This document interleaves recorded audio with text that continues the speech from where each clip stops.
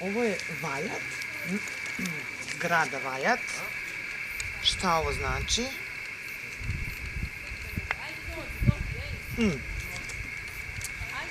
Ajde ovamo, pročitala sam da je Vajat zgrada koju su gradili za mlade bračne parove.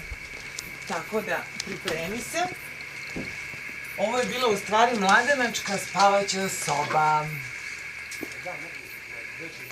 Ovdje su ti mladenci spavali. Dođi da vidiš. Gde ću da te dovedem.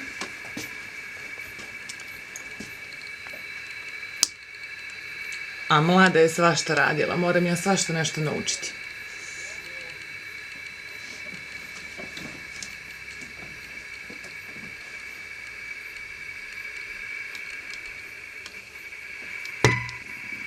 I znaš šta piše još ovdje? Da kad